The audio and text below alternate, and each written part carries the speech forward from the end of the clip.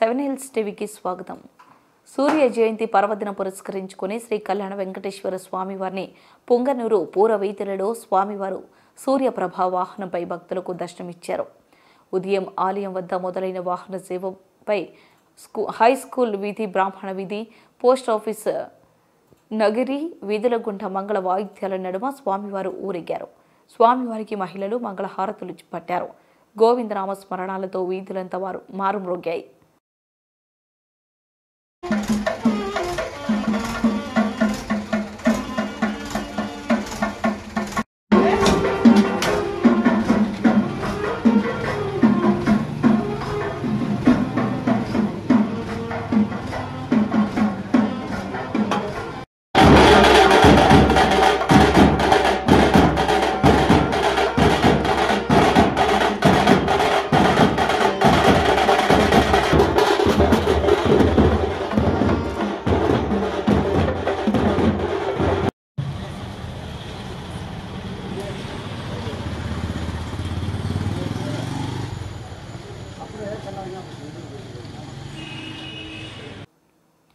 మాఘమాసం షష్ఠి సందర్భంగా పొంగనూరులోని శ్రీ సుబ్రహ్మణ్య స్వామి ఆలయంలో విశేష పూజలు నిర్వహించారు.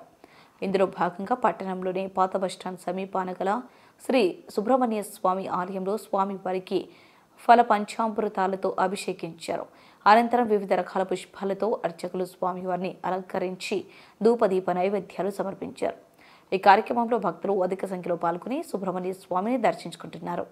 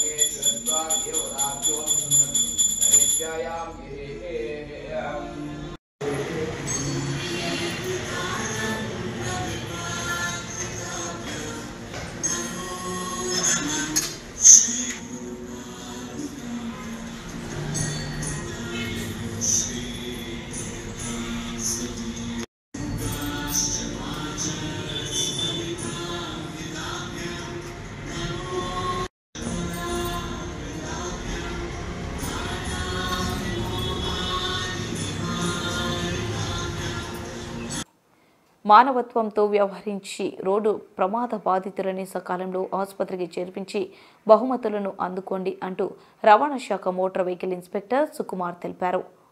రోడ్డుపై ప్రమాదం జరిగితే బాధితులను మనం ఆసుపత్రికి తరలిస్తే పోలీస్ కేసులు, కోర్టులు అంటూ మనల్ని వేధిస్తారన్న అపోహ నుండి ప్రజలను చైతన్యపరిచేందుకు రవాణా శాఖ చర్యలు చేపట్టింది. అందులో భాగంగా రోడ్డు ప్రమాద బాధితులను సకాలంలో ఆసుపత్రికి చేర్చిన వారికి 5,000 రూపాయలు బహుమతి అందించనున్నట్లు రవాణా శాఖ వాల్ పోస్టర్ల ద్వారా ప్రచారం కల్పిస్తుంది. ఈ ప్రచారంలో భాగంగా చిత్తూరు ప్రభుత్వ ఆసుపత్రి నందు రవాణా శాఖ ఇన్స్పెక్టర్లు శివకుమార్, మురళి, డాక్టర్ లోకేష్ ఆధ్వర్యంలో గోడ పత్రికలను ఆవిష్కరించారు.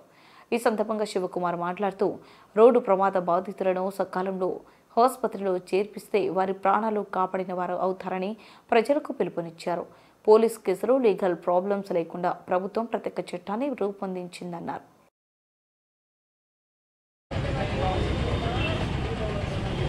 జాతీయ రహదారి భద్రతా మహోత్సవంలో భాగంగా ఆంధ్రప్రదేశ్ ప్రభుత్వం ఉత్తర్వుల మేరకు డిప్యూటీ ట్రాన్స్పోర్ట్ కమిషనర్ చిత్తూరు వారి ఆదేశాల మేరకు ఈరోజు ఈ ప్రభుత్వ హాస్పిటల్కి రావడం జరిగింది.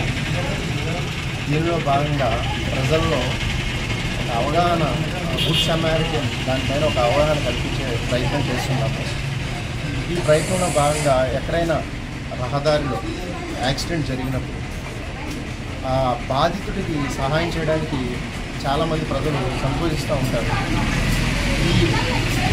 అంటే సహాయం చేసిన తర్వాత మెడికల్ లీగల్ కేసులు ఫేస్ చేయాల్సి వస్తుందని, పోలీస్ స్టేషన్ చుట్టూరు తిరగాల్సి వస్తుందని, సాక్ష్యం కోసం వేధించబడతారని చెప్పేసి చాలామంది ముందుకు రావడానికి ఆలోచన చేస్తూ ఉంటారు.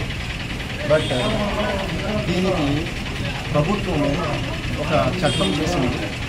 ఆ చట్ట ప్రకారము ఏదైనా వ్యక్తి ప్రమాదాలకు గురైనప్పుడు ఆ వ్యక్తిని తక్షణమే హాస్పిటల్లో చేర్పించడం కానీ లేదా అతనికి తగు సహాయం చేయడం అనేది మన అందరి బాధ్యత.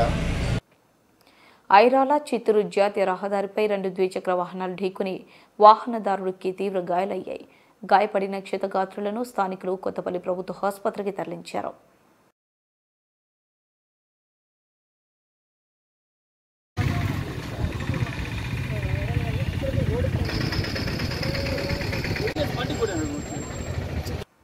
జాతీయ విపత్తు ప్రతిస్పందన దళం వారి ఆధ్వర్యంలో ఈ నెల 5న యాదమరి మండలం ఐఓసీఎల్లో జరిగే మాక్ డ్రిల్లో సంబంధిత అధికారులు అందరూ పాల్గొనాలని జిల్లా రెవెన్యూ అధికారి కె మోహన్ కుమార్ పేర్కొన్నారు. చిత్తూరు జిల్లా సచివాలయంలోని డిఆర్ఓ ఛాంబర్ సమావేశపు మందిరంలో ఈ నెల 5న ఎన్టీఆర్ఎఫ్ వారి నిర్వహించనున్న మాక్ డ్రిల్కు సంబంధించి సంబంధిత శాఖల అధికారులతో డిఆర్ఓ సమావేశం నిర్వహించారు. ఈ సందర్భంగా డిఆర్ఓ మాట్లాడుతూ విపత్తు పరిస్థితిలో ఎన్డీఆర్ఎఫ్ వారు పాత్ర కీలకమన్నారు. అనుకోకుండా వచ్చే విపత్తుల నుండి ఎలా బయటపడాలి అనే విషయాలను మాక్ డ్రిల్ సందర్శించడం జరుగుతుందని తెలిపారు. అనుకునే విపత్కర పరిస్థితులను సమర్థవంతంగా ఎదుర్కోవడానికి అన్ని సంబంధిత శాఖల సమన్వయంతో పనిచేయడంలో ముందుగా దాని మీద అవగాహన అవసరమన్నారు. ఇందులో భాగంగానే మాక్ డ్రిల్కు సంబంధిత అధికారులు అందరూ హాజరు కావాలని సూచించారు.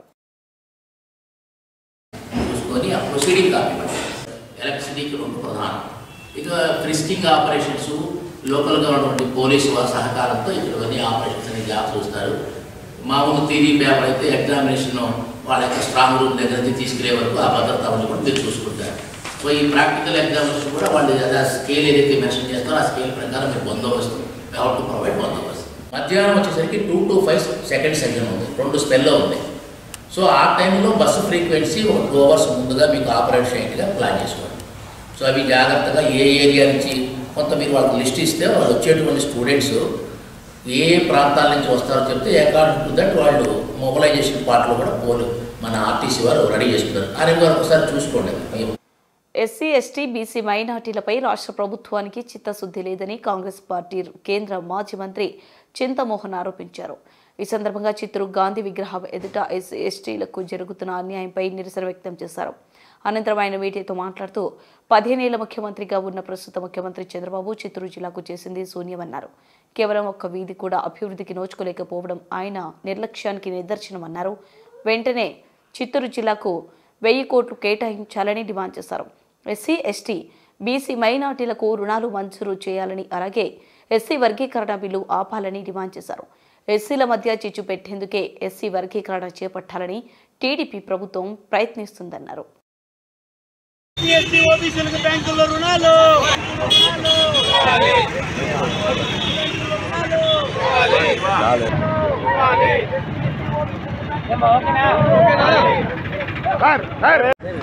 చిత్తూరు గాంధీ బొమ్మ దగ్గర మైక్ డౌన్ చేయను, డౌన్ చేయను అశోక్ మైక్ డౌన్ చేయను. బ్యాంకులు కింద పెట్టుకో, జరిగితే పెట్టుకుంటాం. వర్గీకరణ, మూడవది అభివృద్ధి. ఒకప్పుడు దేశంలో అంటరానితనం ఉండేది. 100 సంవత్సరాల నాడు గాంధీ గారు చిత్తూరుకు రావడం జరిగింది. గాంధీ గారు చిత్తూరుకు వచ్చి ఈ విగ్రహం దగ్గర 2 మాటలే మాట్లాడాడు, 5 నిమిషాలు.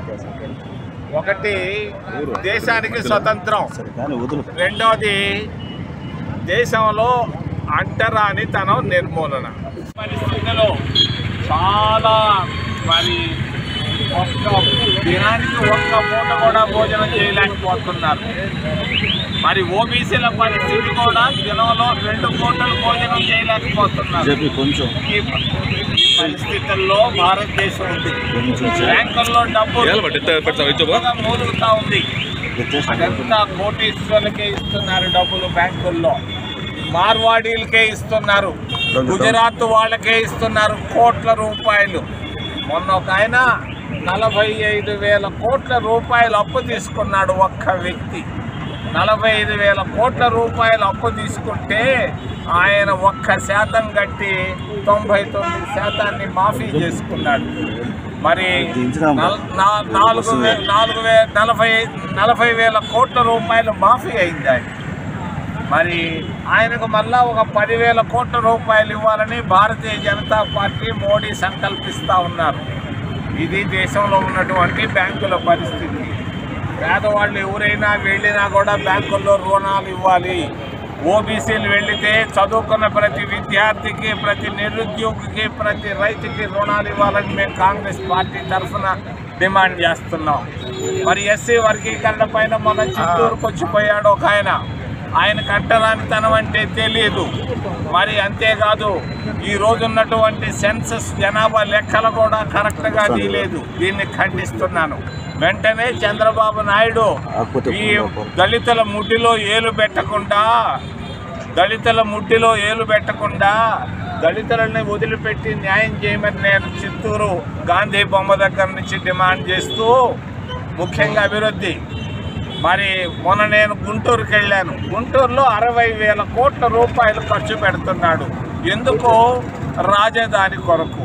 మరి చిత్తూరు జిల్లాకి ఏం చేసావయ్యా? 15 సంవత్సరాలు ముఖ్యమంత్రిగా ఉన్నటువంటి చంద్రబాబు నాయుడు ఒకప్పుడు చిత్తూరు, ఈరోజు చిత్తూరు. దినదినాభివృద్ధి చెందుతున్న కాణిపాకం శ్రీ స్వయంభూ వరసిద్ధి వినాయక స్వామి ఆలయంలో ఉభయదారులుగా వ్యవహరిస్తున్న 14 గ్రామాల దళిత ఉభయదారులకు దళిత సత్రం కేటాయించి ₹1 కోటి మరమ్మతులకు కేటాయించాలని విశ్రాంతి సహాయ కమిషనర్ దళిత సత్రం వ్యవస్థాపక అధ్యక్షులు జి కేశవులు డిమాండ్ చేశారు. సందర్భంగా ఆయన మీడియాతో మాట్లాడుతూ కాణిపాకం వరసిద్ధి వినాయక స్వామి ఆలయ అభివృద్ధికి 1958లో ఏర్పాటైన దళిత సత్రం ఆలయ అభివృద్ధికి దళిత సత్రాన్ని దళితులు కేటాయించడం జరిగిందన్నారు. ఇప్పటి నుండి ఇప్పటి వరకు సత్రం ఉన్న స్థలంలో గణపతి హోమాలు, అక్షరాభ్యాసాలు నిర్వహించుకుంటున్నారని తెలిపారు. ప్రస్తుతం మరగదాంబిక మణికంఠేశ్వర స్వామికి సంబంధించిన సత్రాలు కేటాయించాలని డిమాండ్ చేశారు. వినాయకుని గొప్పతనము ప్రజలకందరికీ, భక్తులకందరికీ కూడా దేశ విదేశాల్లో వ్యాపించింది. అటువంటి ప్రదేశంలో మాకు దళితులకు పూర్వకాలంలో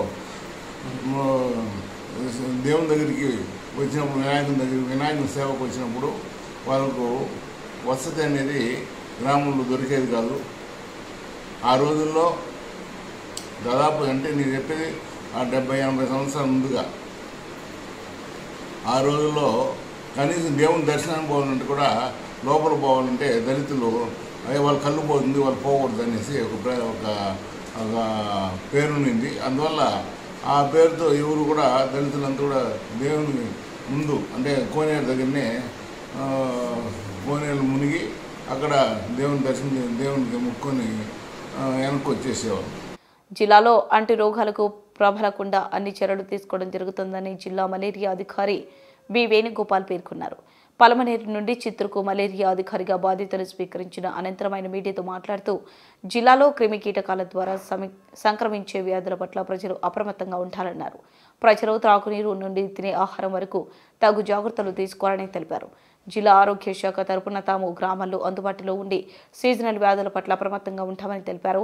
వైద్య ఆరోగ్య సిబ్బంది ఎప్పటికప్పుడు పారిశుద్ధ్యంపై దృష్టి సాధించాలన్నారు. యాక్టివిటీస్ తీసుకోవాలా, దానికి ఒక ప్రణాళిక ఏ విధంగా రూపొందించుకోవాలని జనవరి నుంచి కూడా మేము డిసెంబర్ వరకు ప్రణాళికాబద్ధంగా పనిచేయడం జరుగుతుంది. కాకపోతే మాకు సెంట్రల్ స్టేట్ నుంచి క్యాలెండర్ యాక్టివిటీస్ అనేవి ఒకటి పెడతారు. క్యాలెండర్ యాక్టివిటీస్ అంటే జనవరిలో ఏం చేయాలో, ఫిబ్రవరిలో ఏం చేయాలో, మార్చిలో ఏం చేయాలో, అదేవిధంగా డెంగ్యూ నియంత్రణలో భాగంగా కూడా క్యాలెండర్ యాక్టివిటీస్ ఉంటాయి.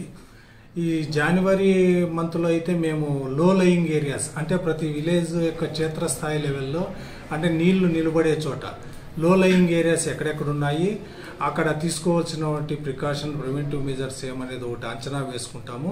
అదేవిధంగా ఈ ఫిబ్రవరి మాసంలో అయితే మేము హ్యాచరీస్ అని ఈ గంబూజియా ఫిష్ కోసము మన జిల్లాలో ఉన్నటువంటి హ్యాచరీస్ నుంచి గంబూజియా ఫిష్ని తీసుకొని ఎక్కడెక్కడ రిక్వైర్మెంట్ ఉండేదాన్ని ఒకటి గైడ్ లైన్స్ తయారు చేసుకుంటాం ఫిబ్రవరి మాసంలో.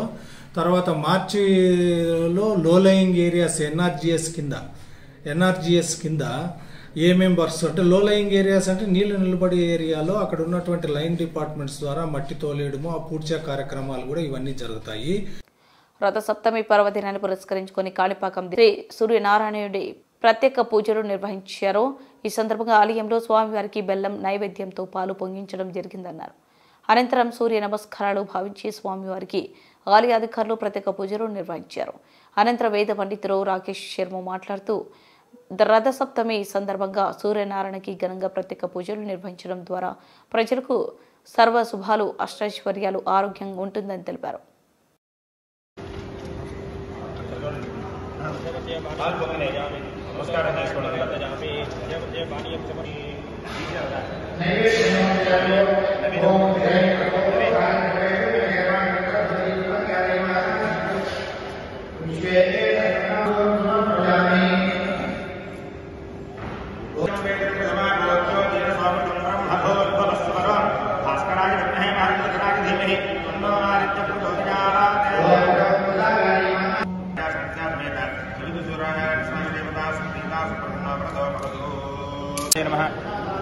సవితు సూర్యనారాయణ పరబ్రహ్మణే నమః.